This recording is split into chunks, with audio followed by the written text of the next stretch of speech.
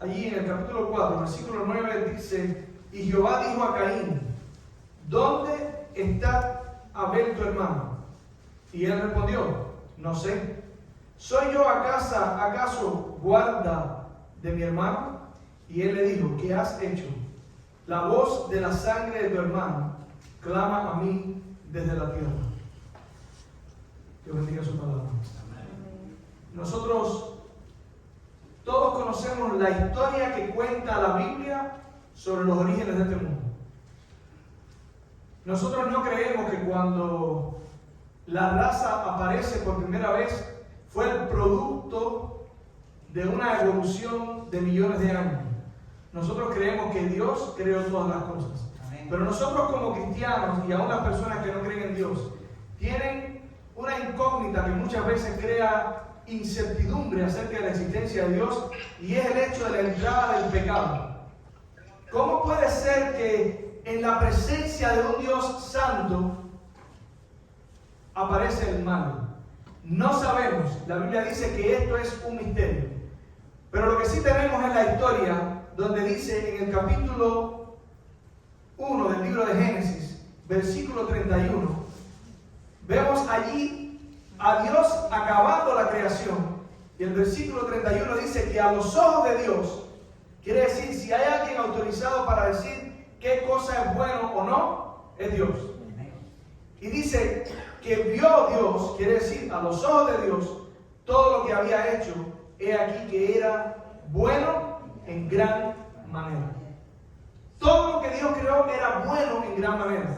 Dios creó un lugar especial para el hombre. Creó un lugar que era como cuando usted va a tener un niño y usted prepara su cuarto, usted pone una cuna, con los juguetes, con el color relacionado con su sexo. Se preparó todo un lugar. El amor de Dios se desbordó en crear ese lugar. Amén. Allí tenía su alimento, allí tenía el oxígeno, allí tenía el agua, allí tenía la compañía de los animales, pero tenía algo más. Tenía la compañía de otro ser.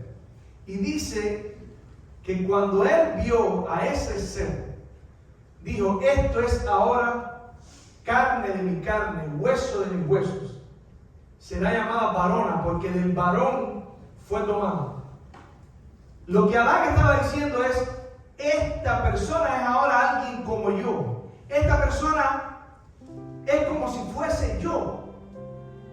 Y por eso yo tengo que amar a esa persona. No creo que Adán haya dicho tengo que amar, pero Dios le dio al hombre algo más que comida, algo más que agua, algo más que compañía. Le dio un pedacito de su propia naturaleza. Y eso es el amor. Dios le dio al hombre la libertad para escoger, porque solamente en la libertad crece verdaderamente el amor. El amor es una cosa muy frágil. Si usted tranca a un pajarito, usted puede pensar que el pajarito es suyo. Pero el pajarito no es suyo, él está ahí porque usted no le deja irse. Pero si usted le abre la jaula y el pajarito realmente le ama, él se va a quedar ahí.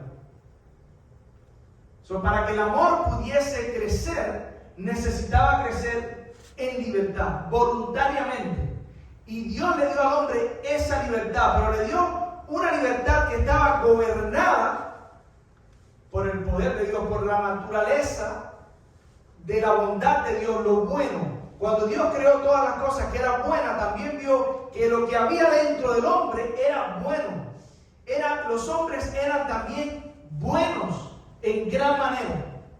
Dios los creó perfectos. Sin embargo, la historia dice que el hombre usó mal esa libertad. Y cuando el pecado entró en el mundo, ocurrió un misterio. El hombre se enemistó con Dios y consigo mismo. Y ese es el mal que arrastra a la humanidad, que es peor que la muerte. La muerte tiene solución porque Cristo pagó, pero ese problema, a menos que usted le dé a Dios la oportunidad de vencer en su vida, no tiene solución. Dios creó pequeños seres que tenían la característica más grande de su carácter. La esencia de Dios era el amor.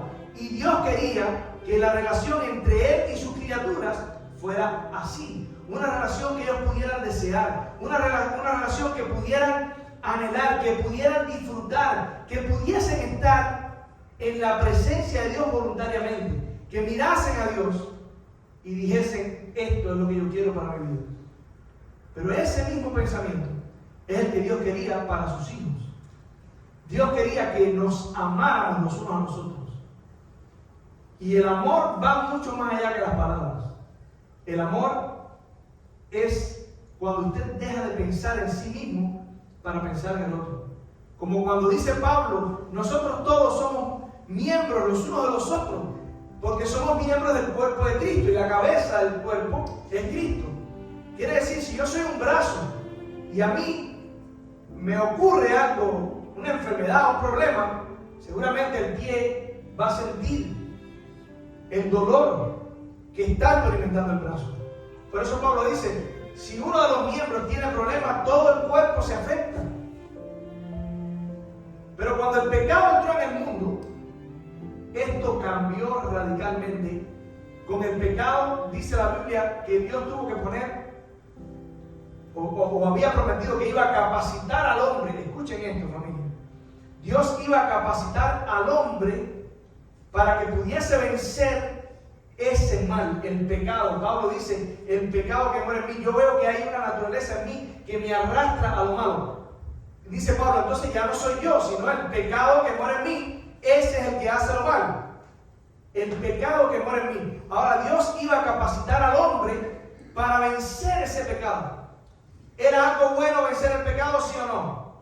Sí, pero entonces la Biblia nos da a conocer un elemento que pocas veces tenemos en cuenta analizando este texto. ¿Y saben cuál es? Que a causa de tú recibir el Espíritu de Dios, para vencer, vas a empezar a entrar en un proceso de enemistad. Por eso la Biblia dice que la promesa de Dios, ahora puedes entender lo que significa cuando Dios le dijo, enemistad pondré entre ti y la mujer, entre tu simiente y la simiente de ella. Quiere decir, ahora había un grupo de personas que iba a tener la oportunidad de vencer el mal, pero cuando usted recibía ese poder para vencer el mal, las demás personas que no recibieran eso iban a ponerse en contra de lo que tenía el Espíritu de Dios. Y esa es la historia de la Biblia. Usted puede ver el conflicto en una iglesia cuando alguien toma la decisión de ponerse de parte de Dios, de hacer lo que es correcto, de ser fiel a Dios. Es inevitable el conflicto, porque ojalá y todos tomáramos la decisión, porque está disponible para todos.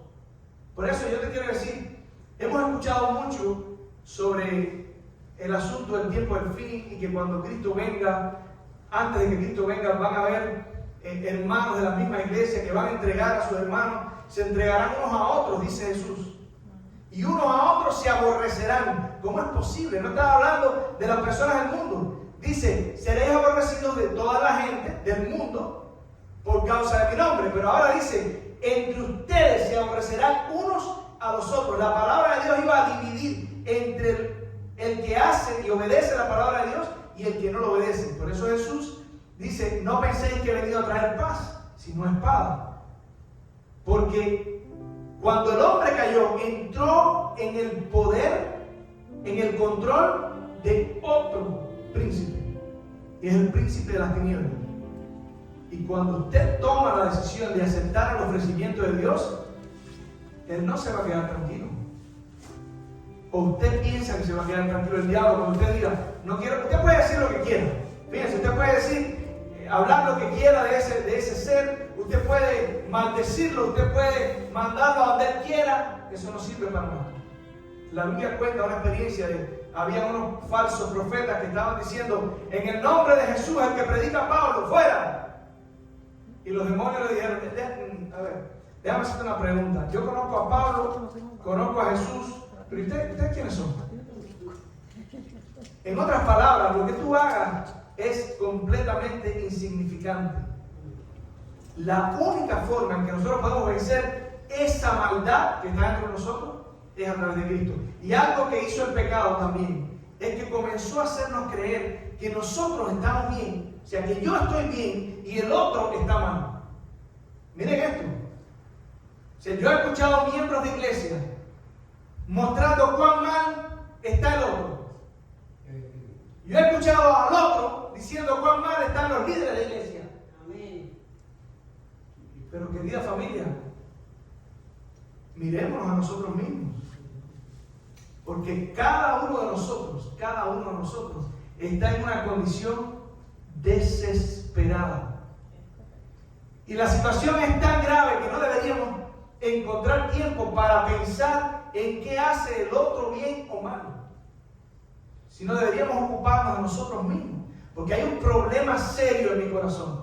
Y ahí es donde la Biblia dice que el sentido y el propósito de toda la ley es el amor. Ahí es donde la Biblia dice que si usted no ama a su hermano, usted está en tinieblas.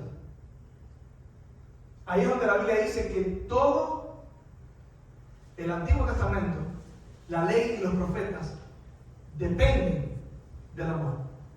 Y cuando el hombre pecó, ocurrió un misterio. En Gálatas capítulo 5, dice allí las características de cuando Dios creó al hombre, cómo era el hombre. Dice que había en su vida amor, versículo 22, amor, gozo, paz, paciencia, benignidad, bondad, fe, mansedumbre, templanza. Esas eran las características del hombre. Amor, en primer lugar. Gozo, porque la persona que ama tiene gozo en su vida. ¿Sabe por qué tiene gozo en su vida? Porque el amor, Jesús dice, ¿qué hacéis de más si amáis a los que os aman? La prueba del amor es cuando usted tiene que amar a alguien difícil de amar. Y entre nosotros, muchas veces, hay personas difíciles de amar. Y cuando digo la palabra difícil, ¿saben en quién pienso? En mí. Porque yo soy difícil de amar. Yo soy difícil para Dios. Y Dios trata conmigo, con la persona difícil, con su amor. Y solamente su amor ha logrado en mí cualquier rasgo positivo que usted pueda ver, es el amor de Dios. Y quiero abrir un paréntesis. El diablo sabe cuán poderoso es el amor. Por eso está creando una falsificación del amor. Es aquella falsificación que dice que el amor es el que te trata con cuidado, el que te trata con pinzas, el que te da todo lo que tú quieres, el que siempre te da la razón, el que dice palabras que tú quieres escuchar. Pero saben, el amor de la Biblia no es eso. El amor de la Biblia es el que busca el bien para ti, aunque a veces a ti no te guste. Y familia, vamos a necesitar amor entre nosotros. Mucho amor. ¿Saben por qué? Porque la iglesia es un hospital. Todos, mi hermanita, todos mis hermanitos, hasta aquí mi hermanita, estamos enfermos. Y el tratamiento es un tratamiento que duele. Por eso la Biblia dice que Dios disciplina al que recibe por hijo. Si Dios no te disciplina, eres un bastardo, dice Hebreo. Entonces, la iglesia es un lugar, es como un taller, donde usted viene y usted escucha, y usted aprende lo que estoy diciendo, pero eso no es suficiente. Ahora tú tienes la oportunidad de empezar a practicar eso. Cuando empiezan a suceder las cosas que dice la hermanita, ahí es donde se ve el amor. Ahí es donde se ve si usted está reflejando lo que Dios hizo en su vida, si Dios lo hizo. Si Dios está obrando en tu vida, tú no vas a hacer de otra forma, sino tratar a los demás como Dios te trata a ti. Y créeme, familia, que la Biblia dice que el amor cubre multitud de pecados. Y Santiago capítulo 5 versículo 20 dice: si alguno hace volver al hermano de su error, salvará un alma y cubrirá multitud de pecados. Salvará un alma, quiere decir, el trato que tú le estás dando a la persona que te ofendió le puede salvar la vida a esa persona. Salvará un alma. Yo te pregunto, ¿hasta dónde tú estás dispuesto a llegar para salvar a una persona? Porque es fácil, hermano Camargo, ¿cierto? Salir afuera y predicar el evangelio, eso es más sencillo. Pero tratarnos entre nosotros, darnos amor entre nosotros, ser pacientes con nosotros, mirarnos a la cara y saber que la persona te desea, que te ama, que te anhela, como dice Pablo, deseándonos a vosotros, unos a otros, amando, haya mucho amor fraternal entre ustedes. Y es tan importante, eso es tan importante, que Jesús mismo dice: esta es la forma en que el mundo sabe que yo estoy entre ustedes. ¿Hay que salir a predicar? Sí, hay que salir a predicar.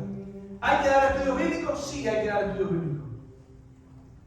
Pero si tú quieres que el mundo vea a Cristo, tienes que primero reflejarlo entre tus hermanos. Porque la Biblia dice: el que no ama a su hermano que ha visto, ¿cómo es posible que ame a Dios a quien no ha visto? Entonces es fácil amar a distancia. Yo estuve hablando ayer con un amigo que tuvo un problema con su pareja. Y yo le estaba diciendo: no hay nada más excitante que cuando una persona tiene una relación con alguien que no es su esposa o alguien que no es su esposo. ¿Saben por qué? Porque está en su casa, donde se encontró con los defectos de su esposo o su esposa, y allí no recibe lo que esa persona quiere. Pero llega al lugar donde está la otra persona, que no tiene que tratar con ella, que no tiene que recibir órdenes o no tiene que escuchar quejas. Lo único que tienen es un momento de intimidad. Y eso parece el plan perfecto. Pero cuando usted tiene que vivir con una persona, cuando usted tiene que rozar con una persona, ¿cuál es el lubricante? ¿Cuál es el lubricante? ¿Cómo es que un matrimonio puede durar 40 años? Es muy lindo. Pero cuando usted empieza a tratar directamente con los defectos de la otra persona, ahí es donde es difícil. Y la iglesia es igual. Aquí es donde es difícil tratar a la persona, ver sus defectos y continuar amando a esa persona. La Biblia dice que cuando el pecado entró en el mundo, dice Pablo en Gálatas capítulo 5, versículo 16: andad en el Espíritu y no satisfagáis los deseos de la carne. Ahora la carne tiene deseos que no tenía antes del pecado, porque el deseo de la carne es contra el Espíritu, ¿ven? Enemistad contra el Espíritu, y el del Espíritu es contra la carne, y estos se oponen entre sí, para que no hagáis lo que quisierais. Pero si sois guiados por el Espíritu, no estáis bajo la ley. Y manifiestas son las obras de la carne, escuchen, que son adulterio, fornicación, idolatría, hechicería, enemistades, pleitos, celos, iras, contiendas, disensiones, herejías, envidia, homicidio, borracheras, orgías y cosas semejantes a estas. Celos, envidias, herejías, hechicerías. Y la Biblia cuenta la historia de Caín y Abel. Y Pablo dice que Caín mató a Abel porque Abel era justo. No dice que se metió con él, no dice que lo maltrató, no dice que era justo. Y esa es la historia de toda la Biblia. Jesús dice, bienaventurados sois cuando digan toda clase de mal contra vosotros mintiendo. Seréis aborrecidos de toda la gente por causa de mi nombre.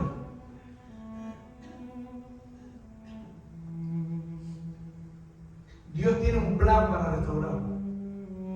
Y tenemos que entrar en ese plan. Si usted no entra en el plan de la restauración, no hay esperanza. El tiempo que estamos aquí es tiempo perdido.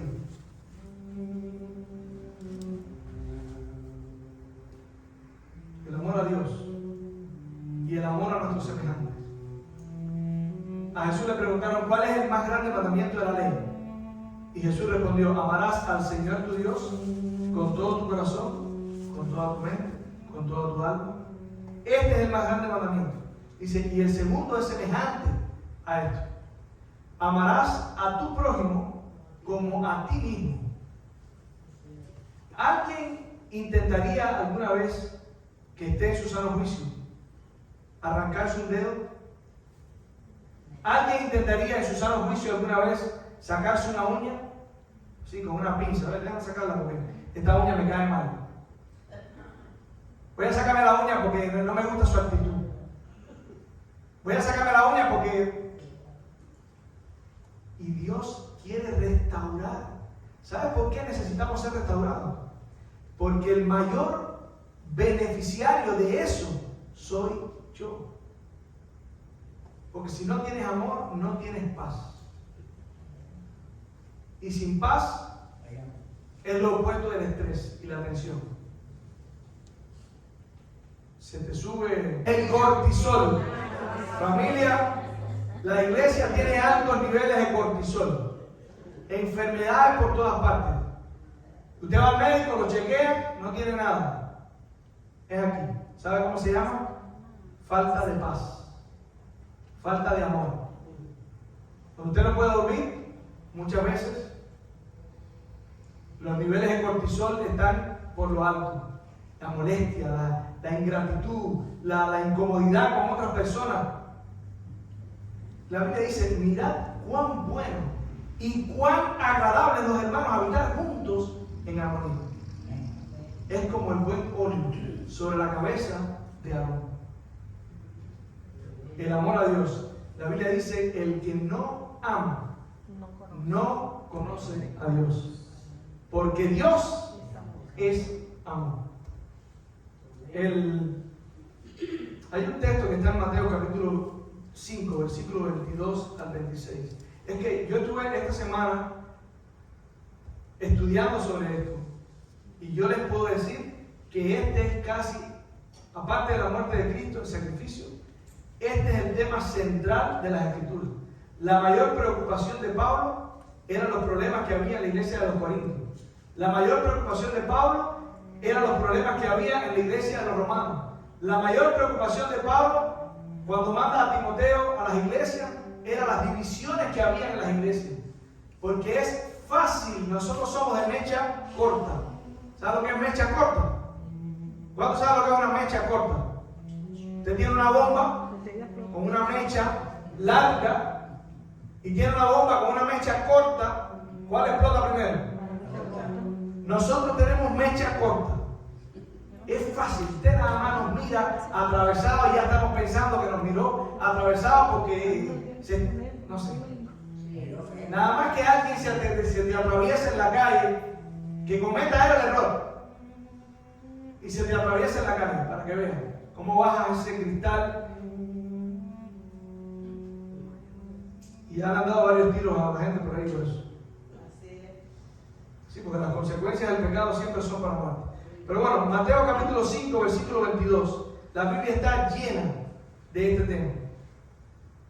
Mateo 5, versículo 22.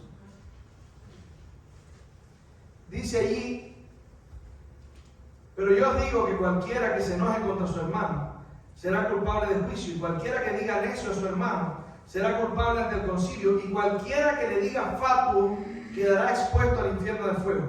Y escuchen esto ahora, qué fuerte está este versículo.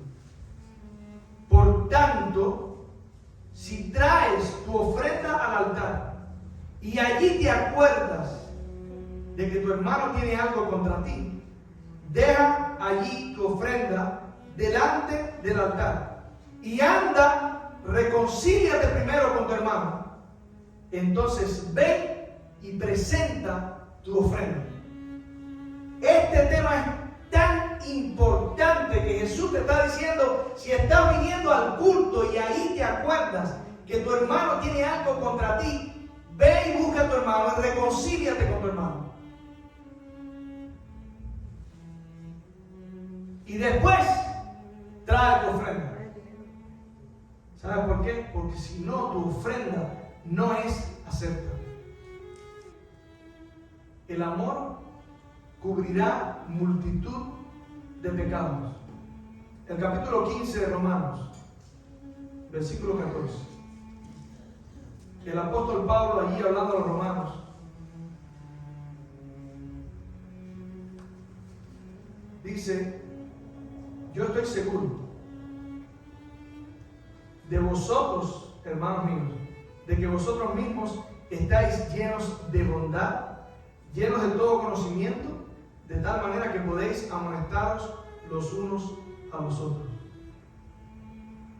Familia, estamos ahora en una luna de miel, ¿verdad?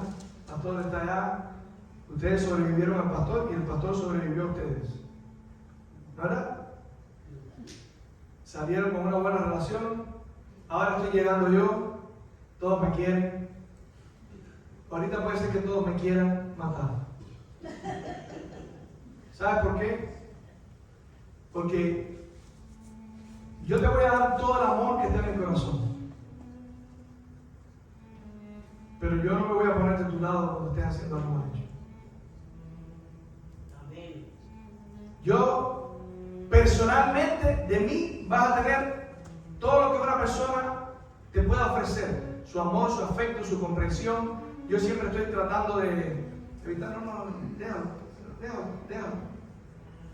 Porque nadie tiene derecho de venir a maltratar a otro, pero eso no quiere decir que yo voy a aceptar que lo que estás haciendo está mal hecho. Y déjame decirle, yo no soy quien, porque yo soy un simple ser humano. Pero mi responsabilidad es predicar lo que la Biblia enseña. Y en ese punto es donde yo no voy a transigir nunca con el favor de Dios. Porque Dios nos puso entre nosotros para que nos ayudemos a llegar al reino de los cielos. Porque Dios nos puso entre nosotros para que nos ayudemos a incorporar eso que se perdió y corregir lo malo. Por eso era que mataban a los profetas. Y es curioso porque los que mataban a los profetas, un día le dijeron a Jesús, o Jesús comentó que ellos decían: nosotros, si hubiéramos vivido en el tiempo de nuestros padres, no hubiéramos matado o no hubiéramos consentido en que ellos mataran a los profetas. Y Jesús les dice: hipócritas. Porque es fácil decir, si yo estuviera, yo lo hiciera. Pero cuando te toca el bolsillo, cuando te toca el pecho, cuando eres tú quien recibe el golpe, ahí es donde hay que demostrar realmente qué relación estás teniendo con Dios, qué nivel de control tiene el Espíritu Santo sobre tu vida, qué tipo de comunión tienes con Dios, qué transformación está obrando Dios en ti. Porque Jesús dice: de la abundancia del corazón habla la boca. Del corazón salen los malos pensamientos, los homicidios, los adulterios, las fornicaciones. Y cuando tú le permites al Espíritu Santo cambiar eso en tu vida, eso tú lo vas a reflejar en tu trato con los demás. Lo opuesto es también verdad. Si tú no se lo permites, hermano, cuando te llegue la primera oportunidad, déjame decirle, ayer estaba hablando con el y me estaba contando algo, no sé por qué, pero dice que alguien dijo en una reflexión: cuando una persona te ofende, qué bien, tú lo perdonas, pobrecito el hermano, el hermanito. Cuando te ofende la segunda vez, tú lo vuelves a perdonar. Cuando te ofende la tercera, dice: bueno, él parece que no está entendiendo. Cuando te ofende la cuarta, cuando te ofende la quinta, cuando te ofende la sexta. Y hay personas que no entienden nunca. Escúchame, hay personas que no entienden nunca. Y ahí es donde hacemos lo que quería hacer Pedro. Sacamos la espada para arrancarle la cabeza o la oreja, Él le tiró a la cabeza. Porque el hombre se equivocó y le arrancó la oreja.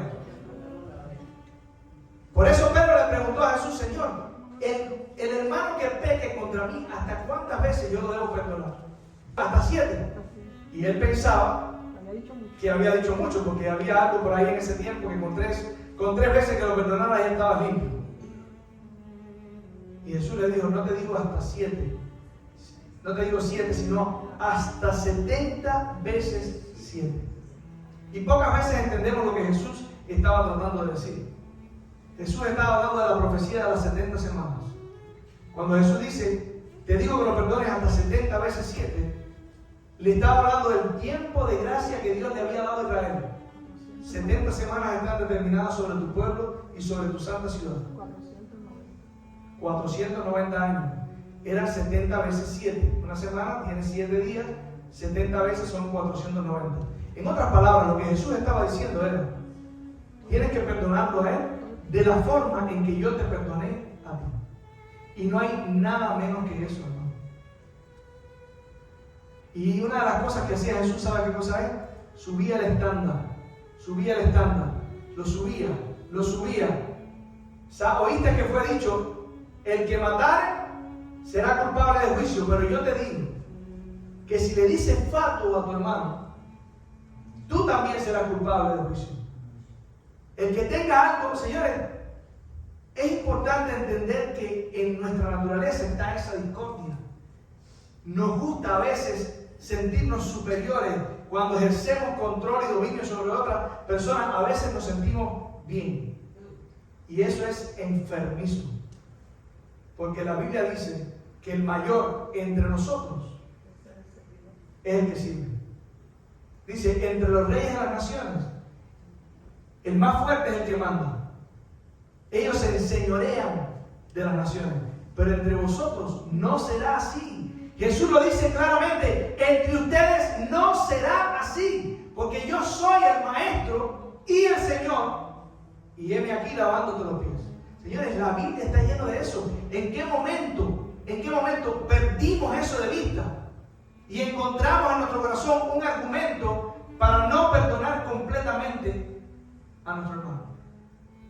¿Dónde encontramos una justificación? Sí, pero el problema es que no es fácil. Yo no soy Jesús. Sí, hay gente que dice así.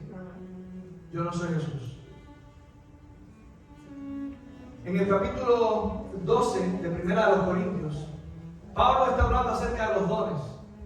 El don de profecía, el don de lengua, el don de la enseñanza. Y menciona una serie de responsabilidades que la gente podía llegar a tener por las dones y las capacidades que Dios le había dado a la iglesia de los Corintios. Y Pablo dice: señores, eso es tan bueno,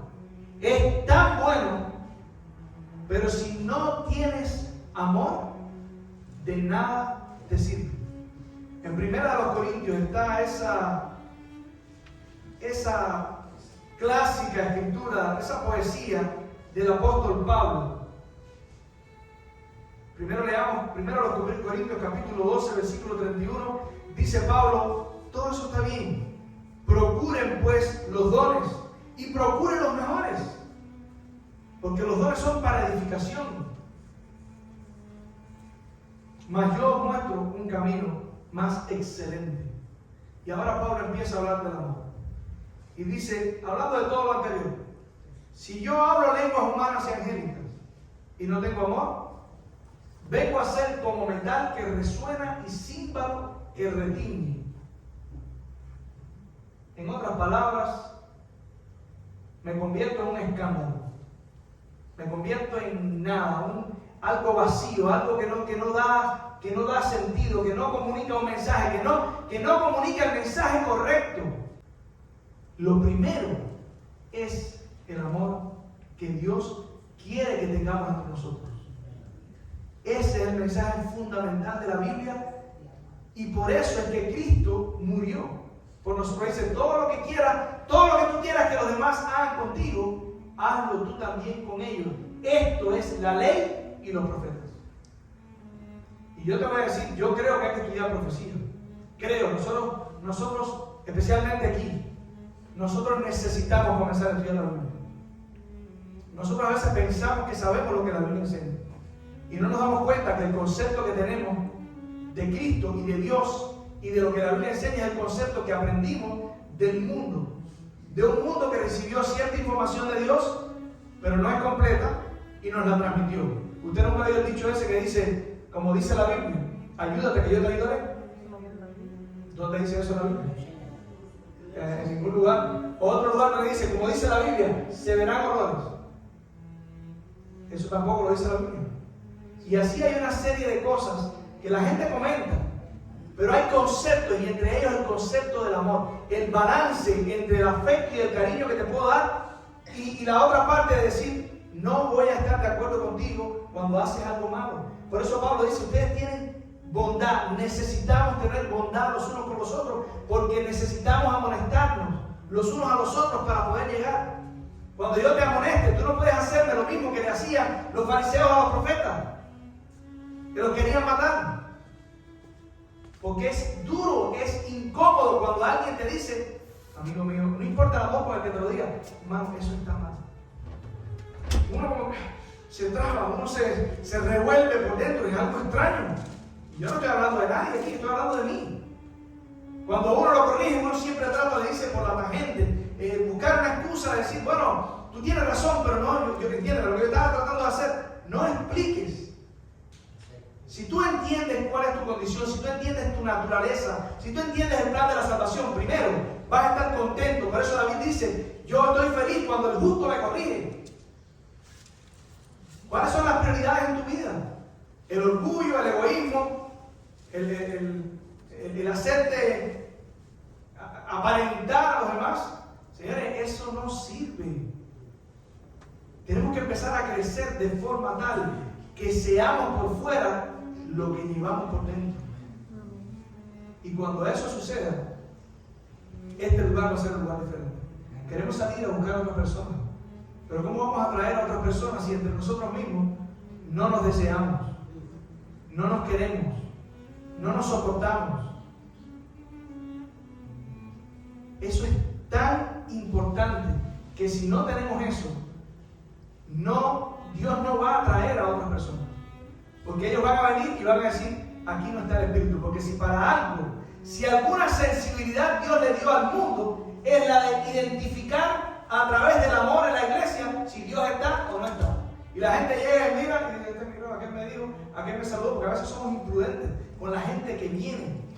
Señores, el que entre aquí tiene que sentirse como usted ha leído que se sienten los ángeles en el cielo cuando un pecador se arrepiente. Dice que hay fiesta en el cielo cuando un pecador se arrepiente. Las tres historias de lo que se perdió, las tres parábolas de lo que se perdió en la iglesia que contó Jesús, las tres terminan con una fiesta. La oveja perdida, el padre termina con una fiesta. La moneda perdida, la mujer dice, vengan y regocíjense conmigo. El hijo pródigo. ¿Y qué pasó cuando el hijo pródigo llegó? Ahí estaba el hermano.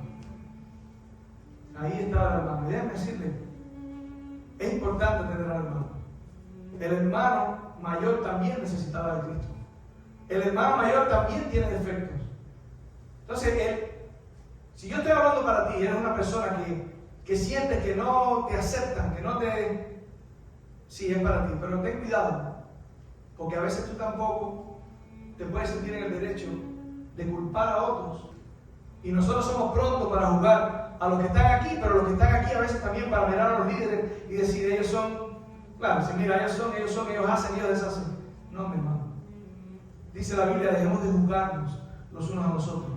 Amémonos los unos a los otros. Deseémonos los unos a los otros. Y cuando nosotros venimos a este lugar, vamos a venir pensando en eso, en la forma en la que mi hermano me trató, el cariño que me tiene, el mensaje que me mandó, tengo deseo de verte, quiero hablar contigo. Y para eso estamos hasta creando un lugar especial, porque ahora tenemos el local de al lado, que usted puede llegar tempranito por la mañana, sentarse y hablar con su amigo, todo lo que quiera. nosotros no vivimos para nosotros, dice Pablo. Tampoco morimos para nosotros. Si vivimos, vivimos para Cristo porque somos de Cristo. Porque le pertenecemos a Cristo. No porque querramos, sino porque Él nos compró con su sangre. Y si morimos, deberíamos morir también por Él. Jesús dice, Pablo dice, el amor es el cumplimiento de la ley. Jesús dice, de esto depende toda la ley y los profetas. Y también dice, en esta sentencia, todo mandamiento, dice Pablo, en esta sentencia se resume. Amarás a tu prójimo como a ti mismo. Y termino con esto.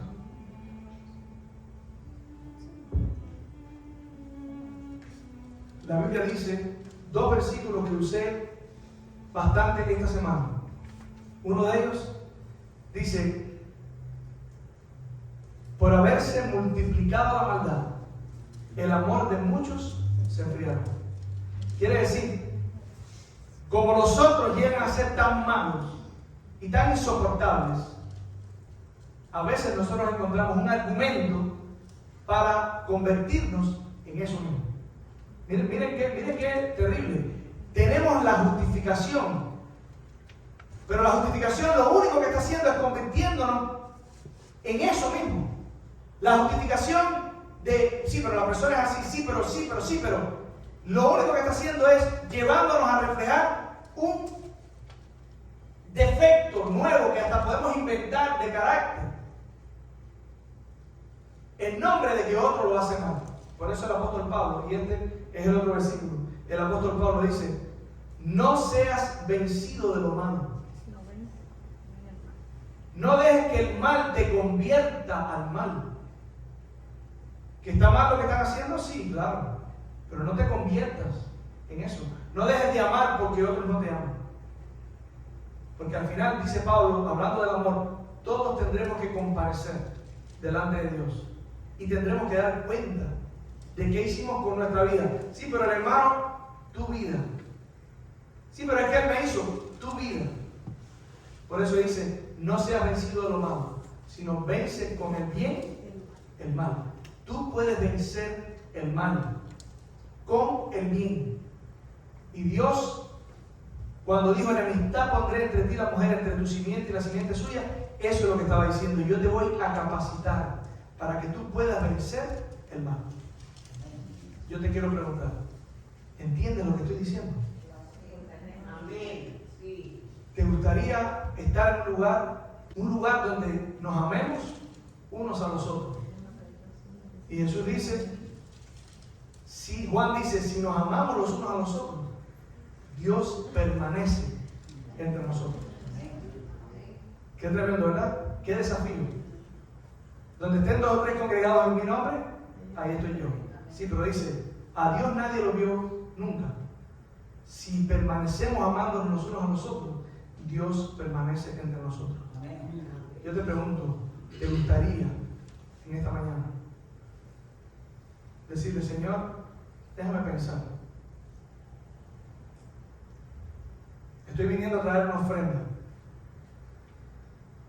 Tengo que reconciliarme con mi hermano. En tu corazón. No tiene que ser alguien que esté aquí.